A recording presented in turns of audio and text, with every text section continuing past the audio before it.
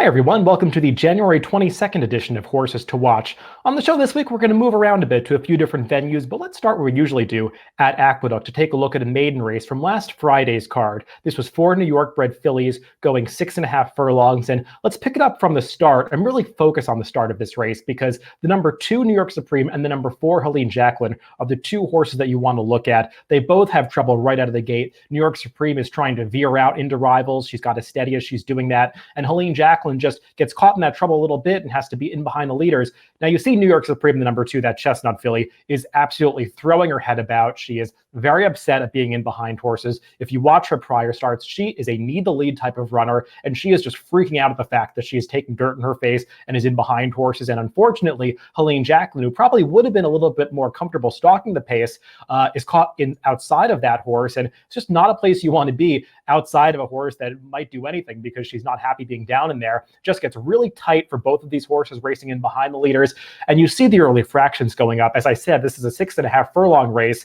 and the first quarter goes up in 24 and change. The half is going to go up in 49 and change. Just an extremely slow pace for horses that have to rate behind it. Now, New York Supreme is trying to send through on the rail here under Kendrick Carmouche to get some daylight ahead of her, but the winner makes it pretty tight on her there. She can't get through that hole, and at this point, she's just going to back up because she was so upset early in the race. She fought her rider for too long. She just has nothing left for the stretch drive. You see number 4, Helene Jaclyn, actually has a bit of run in behind these tiring horses in second and third here, but she just can't get anywhere to run at the 8th pole and has to ankle out in the stretch. The winner is going to go on and register, I think, a 10-length margin of victory here, but nobody in behind her really had any chance to make up ground, especially these two horses who had to adapt their running styles to race in a fashion that's really not conducive to them achieving their best results. So I'd want to look for both of these horses next time out. New York Supreme, as I said, is a need the lead type, and she's kind of gone downhill a bit. It's an encouraging debut, so you want to see her bounce back a little bit. She's a little bit more untrustworthy, but Helene Jaclyn, she had one start prior to this at Parks, ran well that day stalking the pace. Just think it was the slow pace that did her in this time, so I would look for her if she shows up again at Aqueduct or perhaps at Parks next time, because she can do a lot better than she showed in this second start at Aqueduct against New York breds. Let's go down to Gulfstream Park to take a look at another maiden race. This one is on the turf, going a mile on the 16th, and we'll pick it up from the start and once again focus on two different horses, the number 3 Tapage and the number 5 Jewelstone. Now, Jewelstone is the one that's going to achieve a better result in this race. He's going to finish second, but the horse to watch in the early going is the number 3 Tapage, who's in those dark blue silks down towards the inside, because like in the race, the replay we just watched, this horse does not appreciate being down inside, in behind horses. He's going to be throwing his head about, crossing the wire. And again, right here, as they move into the clubhouse turn, he's just very upset, not only at being in behind horses, but also at the slow pace of this race, because as you see the fractions go up, they're not really moving too quickly up front, and the field is going to get really bunched, especially as they move on to the backstretch. Now, Tapage is going to be down inside and in behind and get shuffled back here and just never really do any running because he was upset and then got caught behind the slow pace. But Jewelstone, the other horse that we're focusing on, he's going to be put in a difficult position here, because as you see, horses who were behind him early have rushed up outside of him to try to compensate for the fact that they were behind that slow pace on the clubhouse turn, and Jewelstone is just going to end up in sort of an awkward position between and kind of behind horses at the back of the pack. In a slow-paced race, that's just not the place you want to see a horse be in, because he's a little bit green, a little bit rank. Javier Castellano, who's riding him, can't really get him into a good rhythm because he's stopping and starting as these horses in front of him are going at a questionable speed.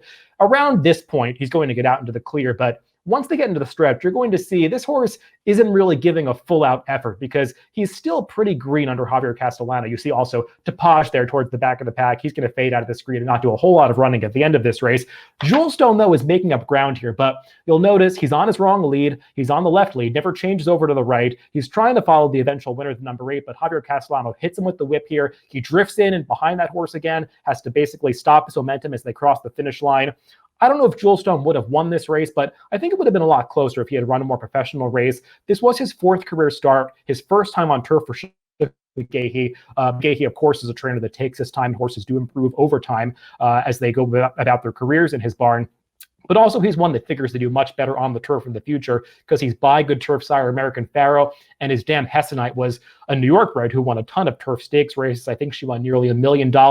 So I think Jewelstone really has potential to do a lot better in turf races in the future. As for Tapage, didn't get the right trip early on. Next time out, if he shows up on turf again, and I hope he does, I'd like to see a more aggressive ride because he does have the pedigree to handle the turf. He's by Tappet. He's out of a dam who produced Lady Montdor, who was a graded stakes winner on the turf. So I think this horse has a higher ceiling on the turf than we saw last Saturday, just has to show a bit more and get a different ride next time out. The final race to look at is one from Santa Anita.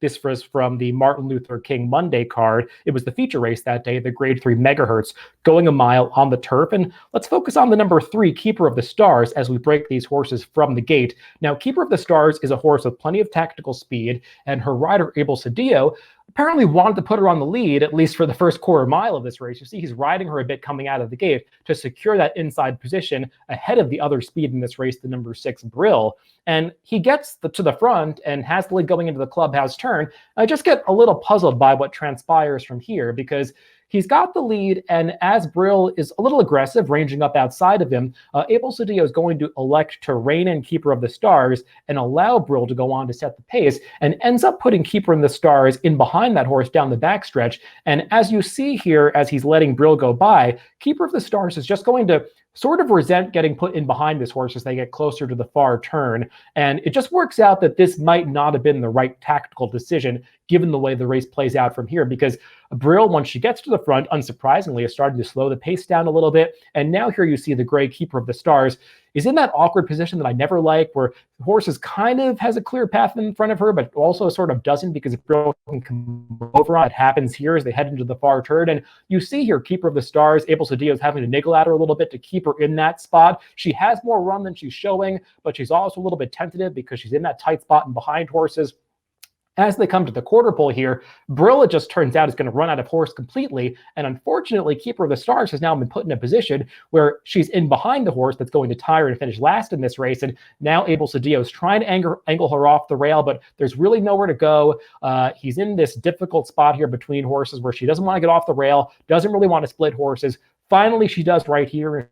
She's finishing quickly, but just never really was put in a position to be competitive given that decision that was made on the clubhouse turn. And Keeper of the Stars is a horse that can be a little tricky to ride at times. She's a bit of a rail rider and likes to lug in, but I think she needs a more aggressive ride because she can overcome those deficiencies when she's on the lead. And I think next time out in a similar spot, look for her, because if she gets a better trip, she's got a lot more ability than she showed in this megahertz last weekend. So hopefully all of these horses get better trips next time and we can make a score with one of them, because I think all of these horses ran well and will improve in their subsequent starts. So those are the horses to watch for this week. I'll be back again with another slew of horses to watch next week.